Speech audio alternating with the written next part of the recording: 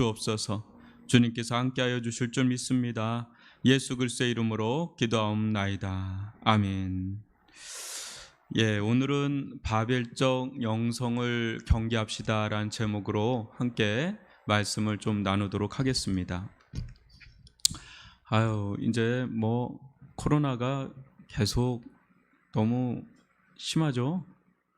여러분, 제가 지난 주에 그런 얘기를 한 것 같은데, 코로나 속에서 우리가 좀 메시지를 찾아야 된다, 좀 그런 이야기를 좀 했습니다. 지금 우리나라뿐 아니라 전 세계가 2년 또 앞으로 이게 어떻게 될지 초유의 어떤 사태입니다. 그죠? 인류가 이렇게 경험한 적이 있을까 싶을 정도로 전 세계적으로 홍역을 앓고 있습니다. 무슨 좀 나을 만하면 또 무슨 변이가 나왔다, 또 무슨 변이가 나왔다, 또 무슨 변이가 나왔다, 그러니까 이제 아주 지긋지긋합니다. 아주 진저리가 날 정도인데, 오늘 우리가 말씀을 보면서 이 시대를 좀 볼 수 있기를 바라고, 또 우리가 가야 될 길이 어떤 길인지 좀 볼 수 있기를 바랍니다. 여러분, 한번 이 그림 한번 보시면, 이게 플랑드르 화가 대 브리켈 이렇게 제가 좀 나무 위키인가 그걸 통해서 좀 찾아본 건데, 이게 바벨탑에 대한 보편적인 좀 그림의 한 예입니다. 그래서 이제 하늘 꼭대기까지 이렇게 쌓는 그런 건데, 역사적으로는 이렇지는 않다라고 많은 학자들이 보긴 하는데, 매우 좀 그럴싸하게 좀 우리들 가운데 보여주는 말입니다. 여러분, 한번 오늘 창세기 11장 1절부터 4절을 먼저 교독으로 읽어보겠습니다. 온 땅의 언어가 하나요 말이 하나였더라.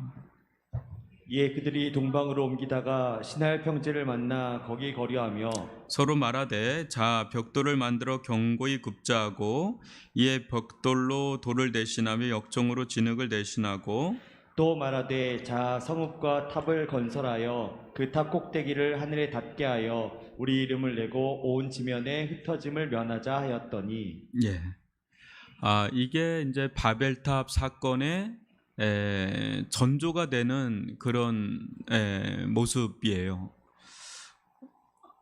바벨탑 사건 이전에는 언어가 하나였다는 겁니다. 언어가 하나, 또 말이 하나, 이것은 인류가 단 한 번도 경험한 적이 없었던, 요 바벨탑 사건 이후로는. 그 전에는 언어도 하나고 말도 하나니까, 많은 이제 외국어를 공부하는 사람들에게는 바벨탑 사건은 만악의 악의 근원이다 할 정도로, 이 바벨탑 사건만 아니었어도 우리가 외국어에 이렇게 투자를 안 해도 되는데 너무 곤욕스러운 거예요. 이게 저도 외국어에 대해서 굉장히 싫어하는데 너무 어려워요. 그냥 하고는 싶은데 너무 나하고는 안 맞아. 그런데 또 외국어를 잘하는 사람, 언어를 잘한 사람 보면 너무 부럽잖아요. 근데 이때는 하나였단 말이에요. 그러니까 초연결 사회죠.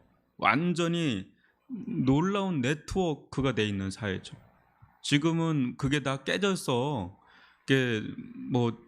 그래도 많이 낮은 겁니다. 그 바벨탑 사건 이후로 지금처럼 이렇게 초연결 사회, 네트워크가 돼 있는 시대를 맞이한 적이 없을 정도로 굉장히 발달되어 있고, 그죠? 기계도 발달되어 있고, 언어도 굉장히 통하고 있기 때문에 우리가 지금 초연결 사회에 들어갔지만은, 이때는 완전히 광랜이 깔려 있는 것처럼 완전 초연결이죠. 언어가 하나니까 그런 겁니다. 그러다 보니까 그들이 이제 점점 힘이 어떻게 되겠어요?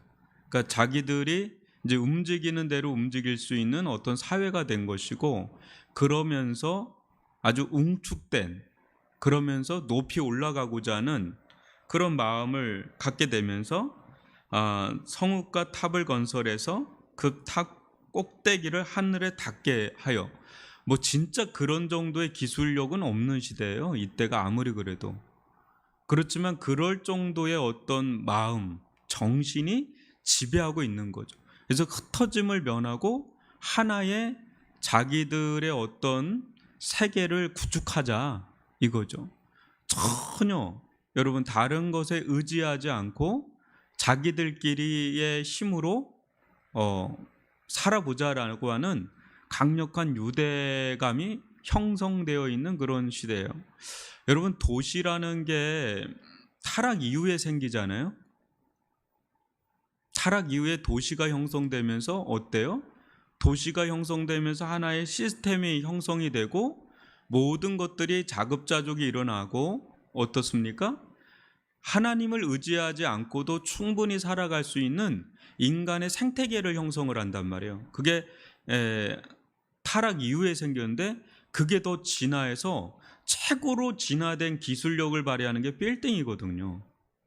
이 지금 여기 말하면 이제 바벨 탑이라고 하는 이게 모든 기술의 집약체라는 거죠.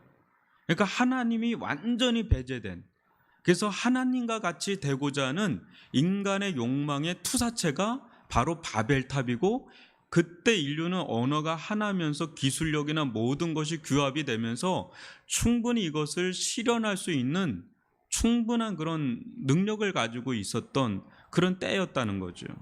그래서 그림을 한번 보시면 요런 사파가 좀 나와 있더라고요.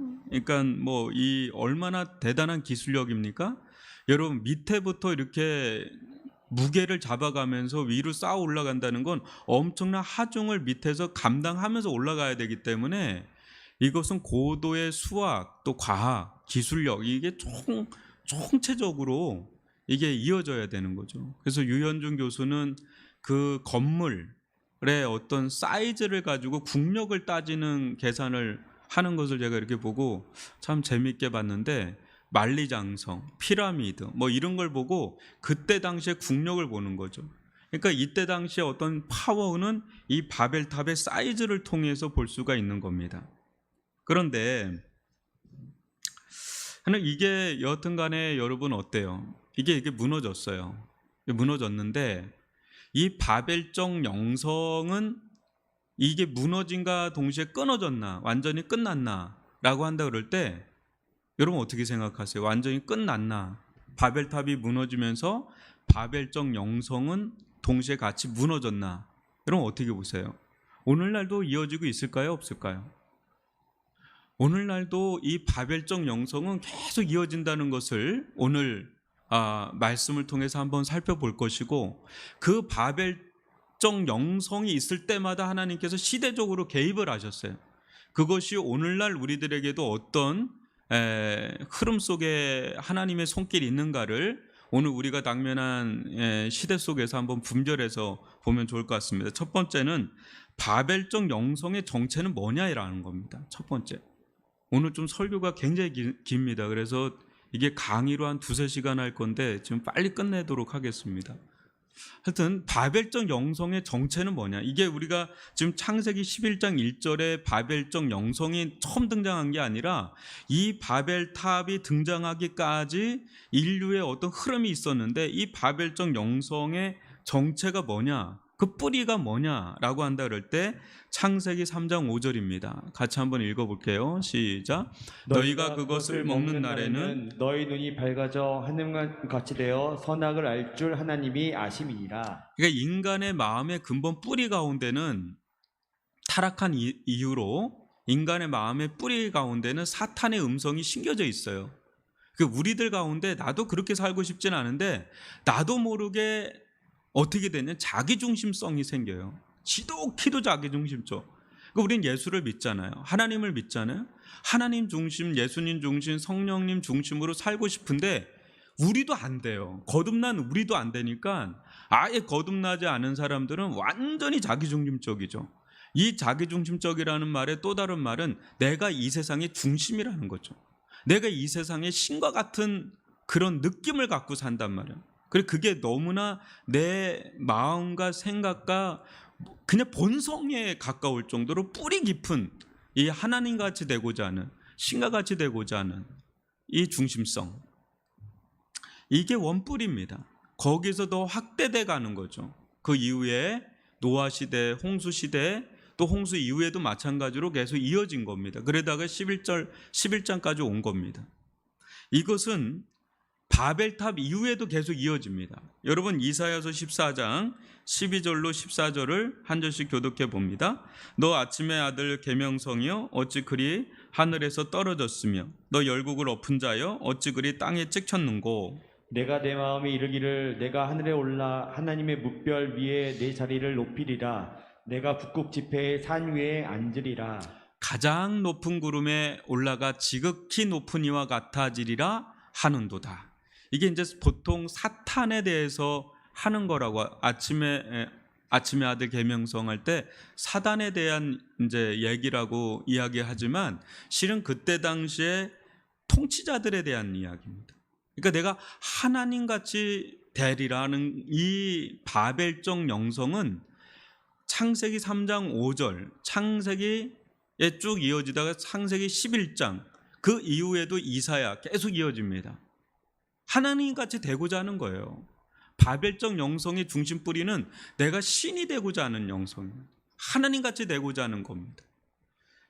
에스겔서 28장 2절 말씀 2절로 5절까지를 한번 교독으로 읽어보겠습니다.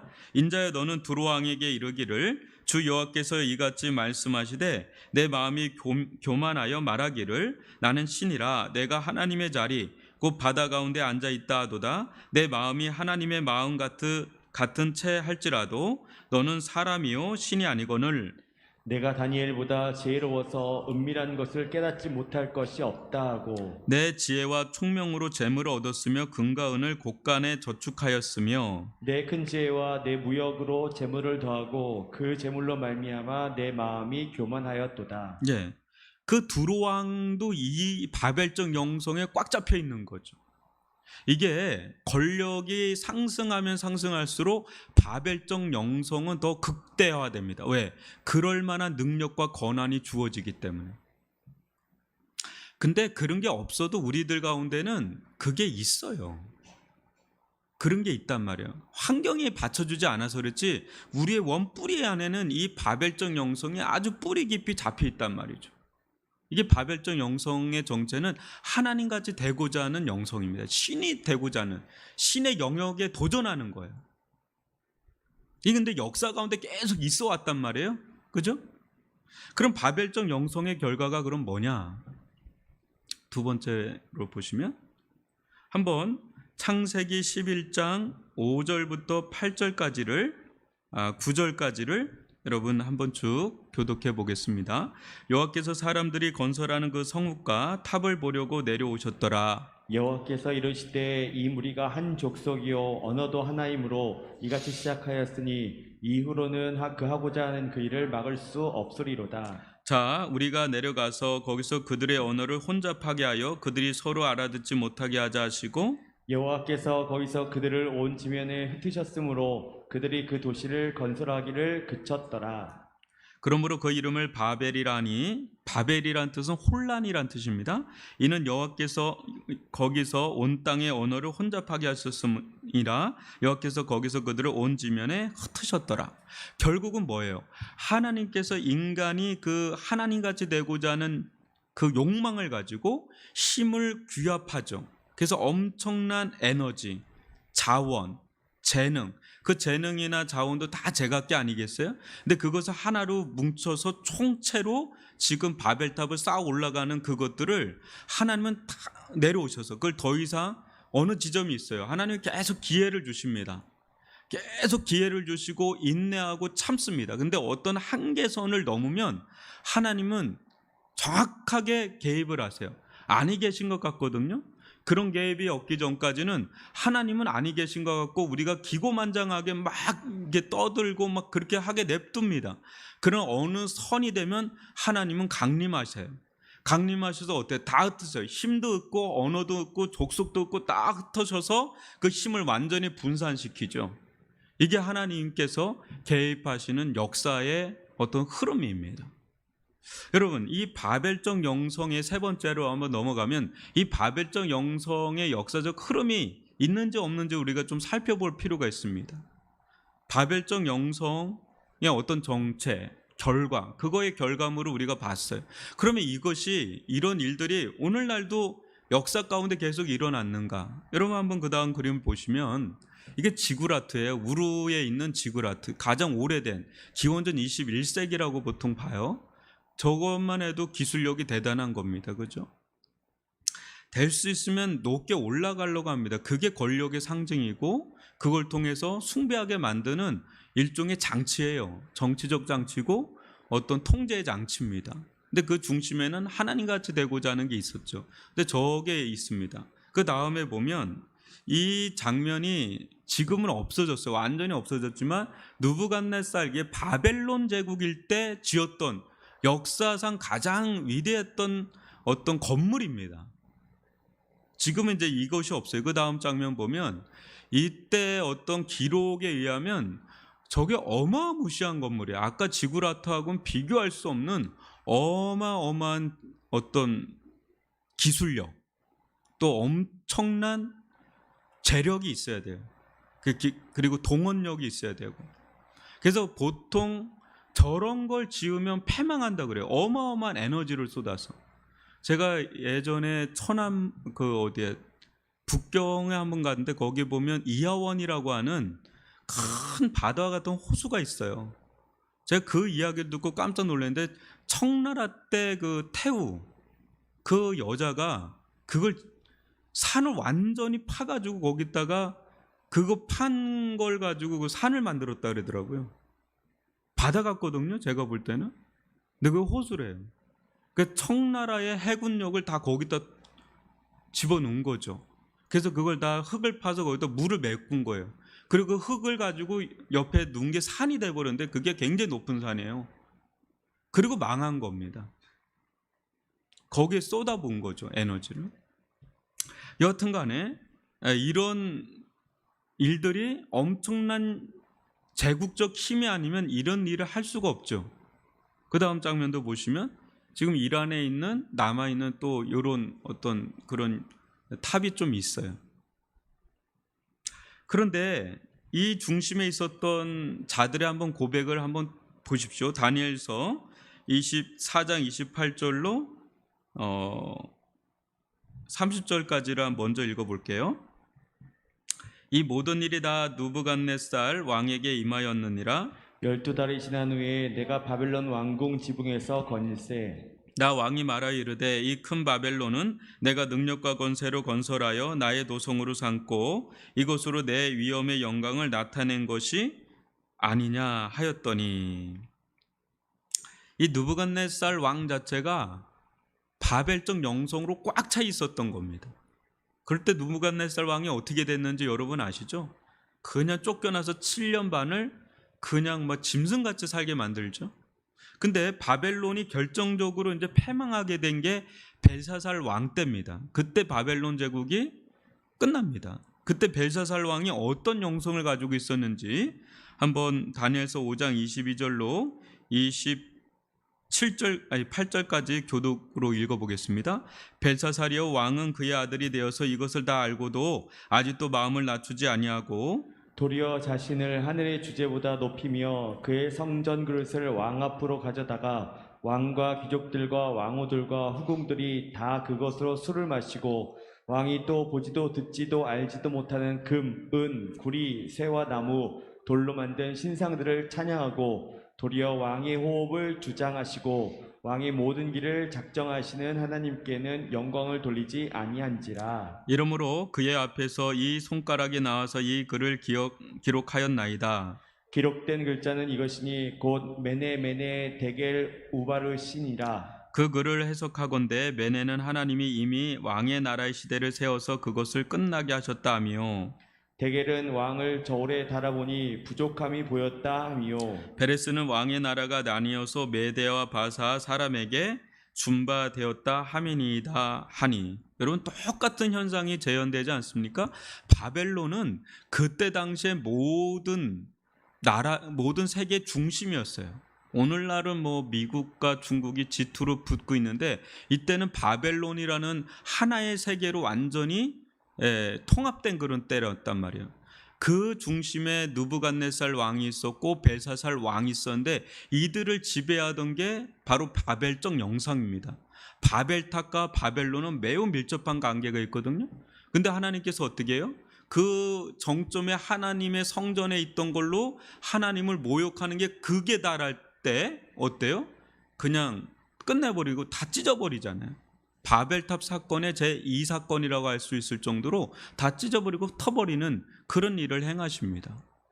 여러분, 요한계시록 18장에도 바벨론에 대해서 이야기를 하는데, 여러분 14절로 20절까지를 한번 읽어보겠습니다. 바벨론아, 내 영혼이 탐하던 과일이 내게서 떠났으며 맛있는 것들과 빛난 것들이 다 없어졌으니 사람들이 결코 이것들을 다시 보지 못하리로다. 바벨론으로 말미암아 치부한 이 상품의 상인들이 그의 고통을 무서워하여 멀리 서서 울고 애통하여 이르되 화이또다 화이또다 큰 성이요 세마포 옷과 자주 옷과 붉은 옷을 입고 금과 보석과 진주로 꾸민 것인데 그러한 부가 한 시간에 망하였도다. 모든 선장과 각처를 다니는 선객들과 선원들과 바다에서 일하는 자들이 멀리 서서 그가 불타는 연기를 보고 외쳐 이르되 이 큰 성과 같은 성이 어디 있느냐 하며 티끌을 자기 머리에 뿌리고 울며 애통하여 외쳐 이르되 화이또다 화이또다 이 큰 성이여 바다에서 배부리는 모든 자들이 너의 보배로운 상품으로 치부하였더니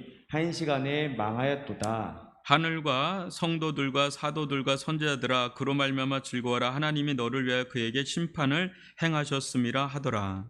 여러분, 이 바벨론, 요한계시록에 나오는 바벨론은 모든 무역의 중심을 형성하면서 엄청난 교역량이 이루어집니다.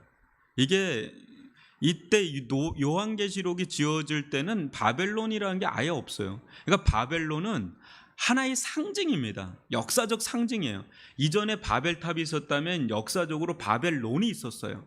온갖 우상과 힘의 규합, 하나님같이 되려고 하는 그 힘의 규합이 또 한 차례 바벨론이 상징적으로 나타나고, 요한계시록에서 사도 요한은 하나님의 사도 요한에게 이 마지막 시대에도 바벨론적 영성, 바벨적 영성이 극에 달해서 하나의 거대한 도시를 형성하고 엄청난 교역량을 이루면서 하늘 꼭대기까지 올라간다. 근데 이게 화이또다 하면서 이걸 하나님께서 바다고 뭐고 간에 다 없애버리는 거예요. 그게 하늘과 성도들과 사도들과 선지자들아 그로 말미암아 즐거워하라. 그러니까 하나님의 공의의 심판이 막 떨어지는 것을 보고 성도들은 기뻐해야 된다는 거예요. 이게 여러분 약간 이상하게 들릴지 몰라도 하나님의 나라에 가서 우리는 천국에서 하나님의 사랑에 휘어잡혀서 기뻐할 겁니다. 근데 지옥을 바라보면서도 여러분이 엄청나게 기뻐하게 될 겁니다. 하나님의 공의가 마땅히 실현되는 거에 대해서 엄청난 기쁨을 누릴 거예요. 잔인하다, 잔혹하다 생각할 수도 있지만 그렇지가 않아요. 여러분, 구약 성경에 나오는 수많은 전쟁은 단순한 전쟁사가 아니라 우상 전쟁사예요. 우상 아래에 있는 자들에 대한 하나님의 심판의 어떤 행진이에요. 그걸 보고 기뻐해야 되는 거죠. 많은 사람들 하나님은 뭐 인권도 없고 잔악 무도하다 뭐 이렇게 얘기하는데 그렇게 보지가 않는다는 거죠. 지금 요한계시록에서 그걸 보여주고 있는데, 네 번째로 한번 보세요.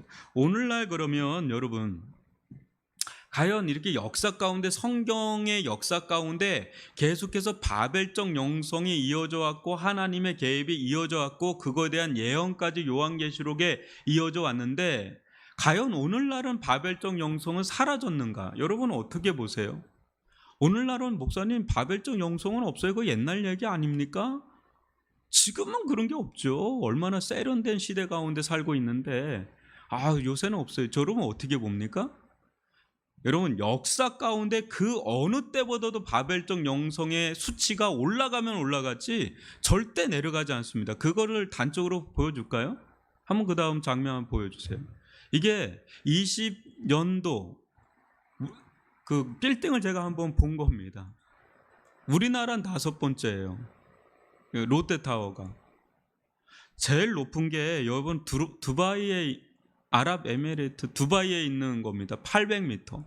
우리는 한 500m 되나요? 이게 여러분 아까 지브라트하고 뭐 이런 얘기했잖아요. 게임이 안 돼요, 여러분. 그 유현중 교수가 한 걸 보니까 피라미드도 여기 게임이 안 돼요. 이 어마어마한 용적률과 기술력과 파워는요, 게임이 안 됩니다, 저거. 여러분. 역사상 가장 바벨탑스러운 게 저겁니다. 그런데 제가 좀 살펴보니까 아직 저거보다 제다 타워라고 있더라고요. 사우디아라비아인가? 그 다음 그림 한번 보여줄래요? 거의 준공이 되는데 이게 1000m가 넘어요. 아까 두바이보다 한 거의 200 가까이 높은 게 지금 거의 지어지고 있습니다. 그 구름을 뚫어요, 저거는. 그러니까 이런 걸로 치면 지금 바벨적 영성의 최고죠. 뭐 지금 기술력이 어마어마한 겁니다, 저거. 여러분, 이거는 그냥 치부하고 지금 전체적으로 지금 어떤 흐름이 있는지를 한번 보세요. 한번 그 다음 장면 보면 이게 진화론 쪽으로 이렇게 저걸 그려놨는데, 여러분 트랜스 휴머니즘이란 얘기를 들어보셨나요? 트랜스 휴머니즘이란 얘기를 들어보셨나요? 아마 처음 들어보실 수도 있는데 지금 굉장히 이 부분에 대해서 준비하고가 있어요. 이게 뭐냐면 처음엔 저렇게 유인원 같은 느낌이잖아요. 근데 두 번째 단계가 지금 우리가 저 스마트폰 들고 있는 거예요. 근데 뭐냐면 트랜스 휴머니즘이란 건 뭐냐면 기계와 인간의 결합이에요. 근데 저게 아닌 게 아니라 이제 공상과학 SF가 아니라 실현되고 있어요. 세 번째 보면 저기 머리하고 이렇게 뭐예요 그거? 왜요? 뭐 그런 거 있지 않습니까? 그런 것들이 이제 우리들 가운데 이제 들어온다는 거예요. 그죠? 그러다가 점점 인간이 기계하고 결합이 되기 시작하면서 엄청난 기술력이 이제 우리 몸으로 들어오는 거예요. 그래서 심지어 이런 포스터가 있더라고요. 천지창조 그림 있잖아요. 넘겨주세요. 천지창조 그림 있잖아요. 이제 인간과 기계가 창조의 영역으로 넘어가는 거죠. 그래서 인간 증강 기술이라고 그래요. 휴머니즘 증강 기술이라고 그래서 지금 이게 굉장한 발달이 이루어지고 있습니다. 로봇 기술과 또 우주에 대한 어떤 기술력들이 막 항공 기술력들이 우리 가운데 상용되고 보편화되는 기술로 들어오면서 인간의 어떤 삶의 질, 또 편리성 이런 것들이 굉장히 향상이 되는데 극대화되고 있는 거예요. IT 기술이 있잖아요. 여러분 3월 인터넷이란 말도 하잖아요. 그러니까 IT 기술력과 이런 기술, 일반 기술력 이런 것들이 인간하고 결합이 되면서 또 유전자에 대한 엄청난 개발이 일어나고 있죠. 유전자 조작이라는 얘기가 많이 나오죠. 그런 연구들이 우한이라는 것도 그냥 여러분 저는 아직까지는 모르겠지만 그러한 것들이 그냥 일어나는 것들이 아니에요. 그러니까 유전자에 대한 엄청난 생명공학에 대한 발달이 또 동시에 일어나고 의료기술에 대한 엄청난 발달이 일어나면서 인간의 수명 자체가 고도로 개발이 되고 있는 거예요, 지금. 그런 엄청난 기술력에 근접하고 있어요, 저희가. 그 다음 장면 한번 보여주세요. 그래서 트랜스 휴머니즘은 인류의 진보인가 파국인가가 우리 기독교 계통에서 고민하면서 세미나를 열고 있는 게 아니라 책으로도 막 나오고 수많은 학자들이 윤리학자들과 생명학자들과 이런 학자들이 굉장하게 토론을 벌여요. 그래서 찬성하는 자와 반대하는 자가 첨예하게 지금 논쟁하고 있는 겁니다. 여러분 지금 이 얘기를 들으면 뭔가 스쳐가는 말씀이 느껴지지 않나요? 인간의 이런 오늘날의 우리들의 모습을 보면서 스쳐 지나가는 말씀이 뭔가요? 신과 같이 되고자 하는 마음이 있다 그랬잖아요. 근데 그게 더 진화된 마음이 있어요. 우리가 신과 같이 되고자 한다 그럴 때 우리에게 결정적으로 부족한 게 있어요. 그게 뭐죠? 생명입니다. 생명나무죠. 여러분, 창세기 3장 22절로 24절까지를 한번 교독으로 읽어봅니다.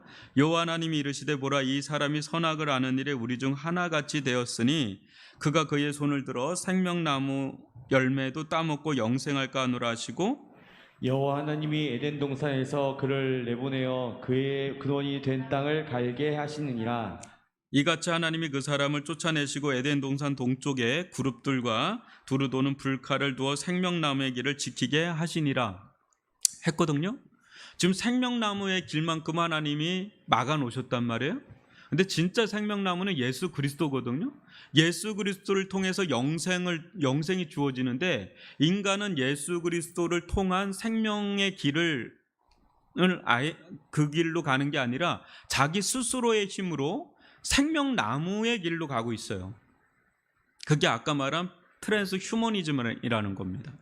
그 온갖 기술력으로 하늘 꼭대기까지 올라가는 건 둘째치고, 엄청난 유전공학, 생명공학과 기술 발달과 기계 발달과 이런 모든 것들을 총을 해서 인간은 생명을 지금 얻으려고 하고 있어요. 여러분, 공공연하게 그런 얘기하죠. 우리의 어떤 세대가 뭐 100세를 넘어서 뭐 150세까지 뭐 이런 얘기를 계속 하는 이유가 다 생명나무로 들어가려고 하는 거예요. 자기 스스로, 인간 스스로의 힘으로 생명나무의 길로 들어가려고 하는 그런 인간의 어마무시한 노력들이 들어가고 있다는 거예요. 그리고 인간의 한계된 자원 때문에 지금 무엇을 하고 있는지 알아요? 우주 시대를 열고 있는 거예요. 여러분, 어떤 해성이나 소행성이 있어요? 거기에는 어마어마한 자원이 있는 거예요. 여러분, 그냥 전 세계에 있는 미국이나 수많은 나라들이 우주 시대를 여는 게 아니라 자원의 부족이에요. 그것도 다 하나님으로부터 끊어져 있는 우리 인간의 한계를 뛰어넘고자 하는, 승리되고자 하는 인간의 노력의 일환들이에요. 그러니까 엄청난 우주 개발이 들어가고 있는 겁니다. 자원의 부족으로 인한 거예요. 그냥 돈을 그냥 때려박는 게 아니에요, 여러분. 다 그것이 이유가 있어서 그 엄청난 돈을 지금 거기 투자하고 있는 거예요. 그냥 뭐 우주 시대가 열렸네, 아우 우주 여행, 그게 아닙니다. 단순히 다 인간의 그 욕망은 여전히 바벨론적 영성이 있는 거예요. 여러분, 그 다음 장면 보면 이게 18세기 산업혁명의 그림이에요. 이 전까지는 농업사회였어요. 근데 이때부터 산업혁명이 일어나는 산업시대가 되면서 인간은 어마무시한 대량 생산이 들어가게 되죠. 그러면서 18세기, 19세기, 20세기, 21세기까지 해서 4차 산업혁명이 이루어지게 되죠. 그러면서 200년 정도의 시간이 지금 흐른 시점에 지금 무슨 일이 일어나고 있는 겁니까? 200년밖에 안 됐어요. 그전에는 없었던 일이에요. 산업혁명이 일어나고 200년이 지난 이 시점에 지구 온도 자체가 1도가 넘었어요. 한번 그 다음 장면 볼까요? 좀 작게 보이는데 지금 1도, 2도, 3도, 4도, 5도, 6도에서 6도 멸망설이 나오고 있습니다. 6도 멸종설, 6도 멸망설이 나오고 있어요. 근데 지금 1도가 넘어서 1.5도가 막 되고 있는데 이게 지금 기하급수적으로 지금 늘어나고 있어요. 여러분, 이 가파른 어떤 산업혁명 200년 동안에 이어져 와서 1도가 올라갔는데 지금은 그 온도 자체의 흐름 자체가 너무 급박하게 올라가고 있는 거예요. 왜 그래요? 산업혁명하고는 비교할 수 없이 얼마나 무수하게 그 지금 비행기가 날아다니죠. 지금 예전에는 미국이나 서구라파에서만 누릴 수 있는 도상국가가 일어나고 있어요. 우리나라도 얼마 전에 선진국으로 넘어갔죠. 개발동산국에서 넘어갔죠. 근데 그게 어디로 흘러가고 있냐면 이게 동남아시아로 흘러가요. 근데 그게 좀 지나면 이제 인도라고 하는 10억이 넘는 인구 쪽으로 넘어갑니다. 그러면 전 세계가 다 그냥 어마무시한 자원을 흡수하게 돼요. 예전에는 몇몇 제국주의가 누리던 그 자원들을 전 세계가 어마어마하게 지금 누려요. 그렇게 되면 어마어마한 이산화탄소가 나가게 되겠죠? 그죠? 그러면 기후는 이제 위기가 아니라 이제 재앙으로 들어가게 되는. 근데 이것을 제어할 수 있는 브레이크가 없어요. 여러분, 이 인간의 욕망이 이 나라들만의 어마어마한 이 욕망의 사이클을 제어할 수 있는 장치는 아무것도 없습니다. 미국은 미국대로 달려가고요. 중국은 중국대로 달려가고, 베트남대로 인도는 인도대로 달려갈 겁니다. 유럽에 있는 모든 나라들은 다 달려갈 겁니다. 아프리카도 달려가고 우리나라 다 달려갈 겁니다. 더 잘 살아야 되니까, 더 많은 걸 누려야 되니까, 더 편리성을 추구해야 되니까. 지금 될 수만 있다면 우리들도요, 예전에 꿈도 꿀 수 없는 해외여행을 이제는 자유롭게 합니다. 그죠? 엄청난 걸 누리려고 애를 쓰죠. 많은 먹방이라는 거, 수없이 많은 음식들을 먹으려고 하고, 수없이 많은 걸 소비하려고 하고, 소비 영성이 굉장히 강력한 시대죠. 그런 것들 우리나라만 그럴까요? 전 세계 70억에 해당하는 인구들은 다 그거를 원합니다. 그런 흐름 속에 흘러가고 있단 말이죠. 브레이크가 없어요. 저는 그런 생각을 해요. 브레이크가 없다. 인류의 이 엄청난 욕망을 잡을 수 있는 브레이크가 없다. 근데 놀라운 브레이크가 하나가 들어왔어요. 그럼 그 다음 장면 보실까요? 코로나입니다. 역설적인 은혜예요. 여러분, 박쥐가 모든 것의 원인이라고 봅니다. 그죠? 근데 이 사양 고양이, 낙타, 지금 저기 뭐야, 천신갑인가? 천상갑인가 뭐 있죠? 저게 이제 중간 숙주라고 하고, 인간 사회. 그러니까 절대 저 박쥐는 자기의 바운더리가 있어요. 인간 사회로 못 들어와요. 웬만하지 않으면. 중간 숙주는 인간 사회에 왔다 갔다 하는 거예요. 그죠? 근데 어떻게 인간 사회로 들어왔느냐? 여러분 보세요. 인간이 자꾸 들어가는 거예요. 생태계를 파괴하면서. 그러니까 이네들이 살 수 있는 공간이 굉장히 좁아지죠. 좁아지다 보니까 넘어오는 거예요. 넘어오는데 이 중간 숙주들을 인간들은 또 막 잡아먹기도 하고 막 사용하다 보니까 저게 변이가 일어난 거예요. 인간에게 들어올 수 없는 변이가 일어난 거죠. 그러면서 사양 고양이나 메르스나 사스는 전파력은 낮은데 치명률은 높잖아요. 그러니까 저게 여름이면 다 끝났다고 그러잖아요. 그런데 지금 그 사스, 그러니까 코로나19는 다른 거예요. 이거는 치명률은 높지 않아요, 여러분. 근데 이게 전파력이 너무 강력한 거예요. 근데 변이도 너무 잘 일어나는 거예요. 그러니까 지금 이게 팬데믹이 된 겁니다. 근데 이런 현상이 앞으로도 없느냐, 그게 아니다라는 걸 다 계속 얘기하잖아요. 그죠? 그거는 일반 사람들이 얘기하는 거예요. 근데 다 뭐에서 기인하냐면 다 바벨적 영성에서 다 기인하는 거예요. 바벨론적 영성에서 다 기인한 거예요. 인간이 하나님같이 되고자 하는 욕망이 계속해서 분출되니까 멈출 수가 없어요. 이거는 지금 뭐 코로나19 잡았다고 끝낼 문제가 아니에요. 그거 끝나고 나면 많은 사람들은 자유다하고 어마어마하게 지금 자연이 어떻게 되든 상관없이 막 어마어마하게 여러분 쓸 겁니다. 그 다음 장면 보시면 이게 싹쓸이에요. 쌍끌이 어선이에요. 바다의 대형 어종이라고 할 수 있는 85%가 사라졌대잖아요. 어마어마한 언양 어선이 저거 다 먹어야 되니까 중국은 호주까지 가서 쌍끌이를 해버려요. 씨를 안 말리게 되는 거죠. 쌍끌이 저거는 씨까지 말려버리는 거예요. 인간은 저런 권한이 없어요. 잘 다스릴 권한만 있지. 근데 이것을 막을 수가 없다는 거예요. 이걸 막을 수가 없다는 거예요.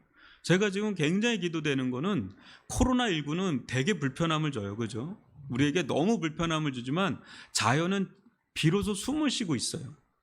인간의 활동이 그만큼 저하되니까 자연은 그만큼 지금 숨통을 열리고 파란 하늘을 보잖아요. 깨끗한 환경을 보잖아요. 저는 코로나19 가운데 엄청난 메시지를 하나님께서 우리에게 주고 있다라고 보는 거예요.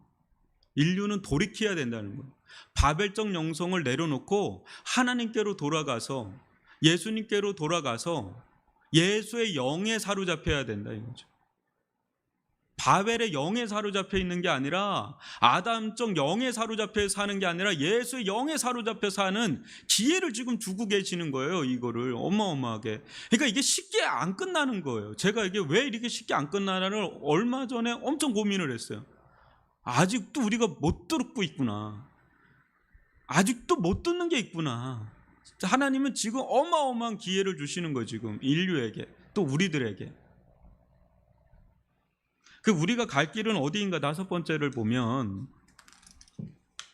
우리가 그럼 갈 길이 뭐냐? 여러분 요한계시록 16장 15절을 한번 읽어보겠습니다. 시작. 보라 내가 도둑같이 오리니 누구든지 깨어 자기 옷을 지켜 벌거벗고 다니지 아니하며 자기의 부끄러움을 보이지 아니하는 자는 복이 있도다. 여러분 바벨적 영성이 강력할 때마다 하나님의 역사의 개입이 있었다 그랬죠? 개입은 뭐예요? 결국 인간을 다 분산시키는 거잖아요. 지금 코로나는 다 분산시키잖아요. 인간 관계를 다 쪼개잖아요. 그죠? 왜? 접촉하면 끝나니까. 그 하나님의 바벨적 영성에 대한 개입을 한번 봐야 되는 거예요. 우리가 다 쪼개잖아요. 그죠?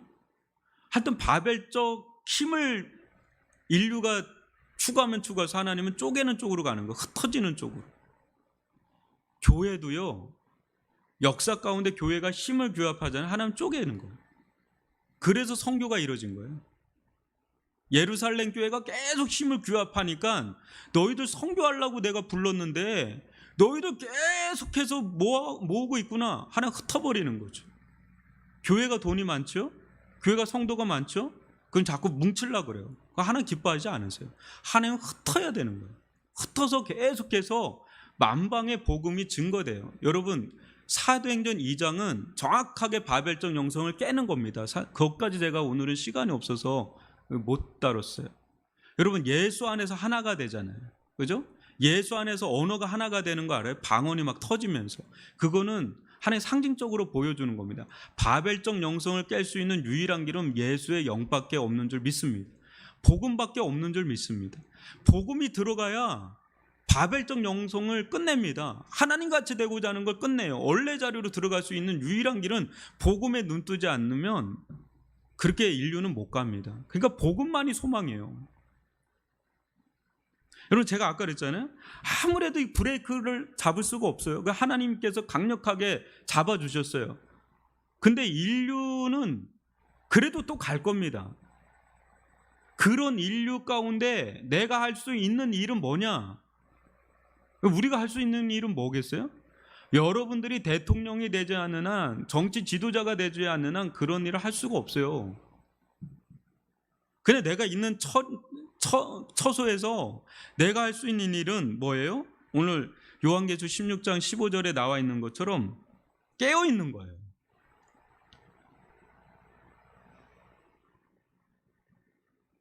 깨어 있는 거예요. 지금 코로나19 속에서 여러분 우리의 신앙의 밑바닥이 다 드러나잖아요. 지금 뭐 예배도 지금 비대면이고 뭐 어떻게 뭐 하고 있는지도 모르고 뭐 그냥 그래요. 거품들 다 사라지잖아요. 교회 안에 있는 거품들 다 사라졌잖아요. 그죠? 어디 뭐가 있는지도 모르게 다 사라져. 진짜 믿음 있는 사람들 남잖아요. 지금 전 세계적으로 그럴 거라고 봐요. 물론 우리는 돌보고 케어해야 돼요. 근데 지금은 어떤 시대예요? 깨어 있어요. 여러분 앞으로 10년 20년 뒤에 신앙생활 여러분 좋은 신앙생활의 여건이 형성될까요? 천만에 만만해요. 여러분 지금 준비하지 않으면 영적인 노후 보장을 영적인 노후를 준비하지 않으면 안 돼요. 많은 사람들이 지금 부동산이다 비트코인이다 주식이다 여기에 투자하고 있는데 지금 잘못 가고 있는 거예요. 그게 지금 바벨적 영성을 따라가는 거예요. 그게 그렇게 가면 안 돼요. 지금 예수의 영성을 따라가려고 준비를 해야 되는 때예요. 지금은 깨어서 준비를 해야 된단 말이죠. 그리고 내가 만나는 사람에게 이 복음을 증거하는 거야. 한 사람이라도. 그렇지 않는 한 복음이 들어가지 않는 한 이걸 제어가 안 되는데요. 답이 없어요. 그건 내가 먼저 깨어있고 기도하면서 내가 만나는 자에게 복음 전하는 게 우리가 해야 될 유일한 길이에요. 내 바운더리, 내 가정에서 자연 환경에 대한 뭐 그런 거에 대해서는 해야 돼. 근데 여러분 그거 한다고 여러분 탄소가 줄어들고 그러지 않아요. 여러분들 아무리 노력해도 가정에서 하는 거 가지고는 전체적인 규제가 다 바뀌어야 되는 거예요. 법적으로. 그래야 그게 효과를 발휘하지 깨짝깨짝하는 건 여러분 티도 안 나는 겁니다. 물론 근데 그래 해야 돼요. 근데 해야 돼요. 근데 우리가 신앙으로 바로 서고 우리가 전도를 해야 하고 기도를 하고 이런 것들이 작은 일이 아니에요. 요한계시록에서 보면 또 요한계시록 19장 6절로 7절 8절까지를 교독을 읽어봅니다. 또 내가 들으니 허다한 무리의 음성과도 같고 맑은 물소리와도 같고 큰 우레소리와도 같은 소리로 이르되 할렐루야 주 우리 하나님 곧 전능하신 이가 통치하시도다. 우리가 즐거워하고 기뻐하며 그에게 영광을 돌리세 어린 양의 혼인 기약이 이르렀고 그의 아내가 자신을 준비하였으므로 그에게 빛나고 깨끗한 세마포 옷을 입도록 허락하셨으니 이 세마포 옷은 성도들의 옳은 행실이로다 하더라. 이 세마포 옷을 준비해야 된다는 거예요. 이건 성도로서 마땅히 살아가야 될 삶을 얘기해요. 말하는 게 아니라 삶에서 그리스도의 옷을 입어야 되는 거예요. 그리스도의 의의 옷을 입고 있어야 되는 거예요. 여러분 이것이 우리가 가야 될 길이에요. 이게. 근데 오늘날 성도들을 볼 때 굉장히 우려스러운 점들이 굉장히 많이 보여지는 거예요. 여러분 세상의 영을 따라가요. 개구리의 영을 따라간단 말이에요. 바벨론의 개구리의 영을 따라간단 말이에요. 요한계시록 나오는 거죠. 그걸 못 따라가서 안달복달하면서 그렇게 살잖아요. 그게 생명이 있는 줄 알고 그게 생명이 있는 줄 알고 구원이 있는 줄 알고 그걸 따라가려고 막 아동바동 치잖아요. 성도들이 지금 뭐가 중요한지를 캐치를 못하고 왜 이런 일이 일어나는지 여기서 어떻게 살아야 되는지를 깨닫질 못하고 그 세상 사람들이 가는 거에 그냥 미친 듯이 달려가잖아요. 크리스찬 기독교 청년 중에 8, 90%가 다 주식한다잖아요. 다 부동산 생각한다 그러잖아요. 이게 비트코인 생각한다잖아요. 크리스찬들마저도 다 그렇게 지금 살고 있는 거예요. 그게 어떤 길인지도 모르고 뭐가 중심에 있는지도 모르고 그렇게 가고 있는 거예요. 지금 엄청나게 기도해야 되는 때인데 지금 코로나가 지금 중요한 게 아니에요. 알고 보면 코로나는 엄청난 기회면서 사이렌이에요. 5년, 10년 지나면 20년 지나면 여러분들 자녀들이 우리 자녀들이 내 노후가 100세, 200세까지 살아야 되는데 저는 지금 80세 되신 분들이 제일 부러워요. 근데 내 생명도 내가 마음대로 안 되잖아. 난 이거 살아가야 되는데 아직 살 날이 너무 많은 건데 살고 싶지 않아요. 이 세상에서. 너무 마지막으로 가고 있는 이 세상에서 1년 1년이 달라져요. 여러분 TV에 그거 너무 많이 나오지 않아요? 예전에는 여기서 키울 수 없는 작물들이 여기서 키우게 됐어요. 산불이 나고 있어요. 엄청난 폭풍이 오고 있어요. 예전에는 국지성 폭우가 내리는데 지금 국지성 폭우가 아니에요. 엄청난 기후변화가 일어나고 있단 말이에요. 어휴. 이게 그냥 단순한 재앙, 기후의 위기나 변화를 보는 게 아니라 하나님의 역사하시는 손길을 봐야 돼요. 그 음성을 들어야 된단 말이죠. 깨어 있어야 된다는 거죠. 그런 데서 우리가 뭘 지금 깨어 준비해야 되냐? 계속 탑을 쌓려고 그 내 탑을 쌓려고 아동바동하면서 거기에 그렇게 세상 사람들 다 그렇게 가니까 나도 그렇게 가려고 그거 가지고 기도하고 그걸 안 되면 그거 가지고 안달복달하고 막 이렇게 가는 거를 여러분들의 중심으로 삼는다면 우리는 매우 다른 길을 가고 있는 세상에 복음을 전하지를 못해요. 예수의 영을 전할 수 없는 자들이 돼버려요. 그래서 소망이 진짜 없어지는 거예요. 이런 걸 가지고 여러분 깨어 있기를 바랍니다. 지금 굉장히 깨어서 봐야 되고 코로나19는 제가 볼 때는 하나님의 거대한 브레이크예요. 지금 다 흩어졌잖아요. 이건 엄청난 기회인데 이 기회마저도 어떻게든 헤쳐나가려고 하고 있으니 거기서 뭔가 성찰이고 변화가 이루어져야 되는데 과연 인류 가운데 그렇게 갈 건가? 저는 그런 부분에 대해서는 회의적이고 그나마 소망은 교회고 교회에 남아있는 신자들이 소망이다. 이 신자들은 마지막 세대를 사는 신자들은 거의 순교에 가까운 신앙을 유지하지 않으면 안 돼요. 이제 그런 시대가 이제 옵니다. 왔고요 이미. 나도 모르게 오는 거예요. 이게 도적같이 오는데 뭘 도적이 뭐 내가 알리고 오겠어요? 지금 깨어 있어야 됩니다. 비장하게 깨어 있어야 돼요. 지금 이 순간을 얘기하는 거 아닙니다. 지금 비대면하는 1, 2주를 얘기하는 게 아니에요. 제 얘기는 이 거대한 흐름을 한번 성경 속에서 또 성경 이후의 역사 속에서 한번 바라보면서 우리가 어떤 지점에 서 있는지, 지금 이 시대 우리가 어떤 길을 가야 되는지 한번 조망하라는 그런 걸로 지금 설교를 하는 겁니다. 여러분 이것을 가지고 같이 기도할 수 있기를 바랍니다.